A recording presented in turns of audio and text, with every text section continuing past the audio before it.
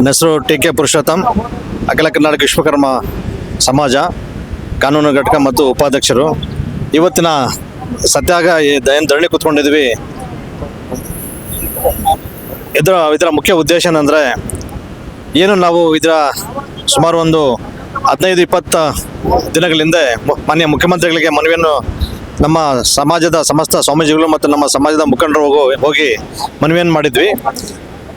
ನಮ್ಮ ಸಮಾಜದ ಪ್ರಮುಖ ಬೇಡಿಕೆಗಳೆಂದರೆ ವಿಶ್ವಕರ್ಮ ಅಭಿವೃದ್ಧಿ ನಿಗಮಕ್ಕೆ ಹೆಚ್ಚಿನ ಅನುದಾನ ಕೊಡಬೇಕು.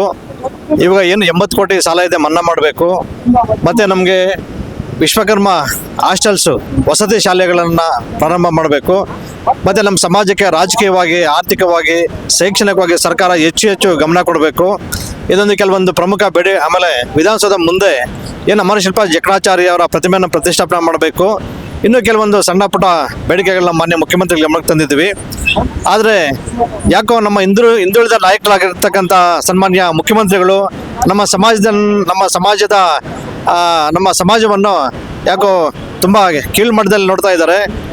ಈ ಒಂದು ಸಮಾಜದಲ್ಲಿ ಕಾಂಗ್ರೆಸ್ ಸರ್ಕಾರ ಮತ್ತು ನಮ್ಮ ಹಿಂದುಳಿದ ವರ್ಗದ ಮುಖ್ಯಮಂತ್ರಿಗಳು, ನಾವೆಲ್ಲ ಪ್ರೀತಿಸುವಂಥ ಮುಖ್ಯಮಂತ್ರಿಗಳು ಬಂದರೆ ನಾವು ಸಾಮಾಜಿಕವಾಗಿ, ಆರ್ಥಿಕವಾಗಿ, ಶೈಕ್ಷಣಿಕವಾಗಿ ಬೆಳಿತೀವಿ ಅಂತ ತುಂಬಾ ಭರವಸೆ ಇಟ್ಕೊಂಡು ನಾವೊಂದು ಈ ಕಾಂಗ್ರೆಸ್ ಸರ್ಕಾರಕ್ಕೆ ಮತ್ತು ಸನ್ಮಾನ್ಯ ಮುಖ್ಯಮಂತ್ರಿಗಳಿಗೆ ತನು ಮನ ಧನವನ್ನು ಅರ್ಪಣೆ ಮಾಡಿ ಸರ್ಕಾರಕ್ಕೆ ಸಹಾಯ ಮಾಡಿದ್ವಿ.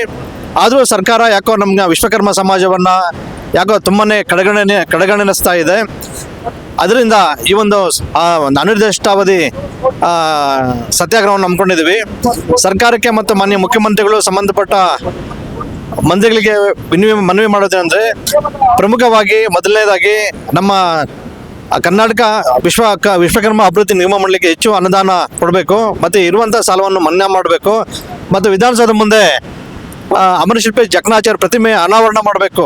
ಯಾಕೆಂದರೆ ನಮಗೆ ಮುಂದೆ ಹಿಂದೆ ಬರ್ತದೋ ಗೊತ್ತಿಲ್ಲ.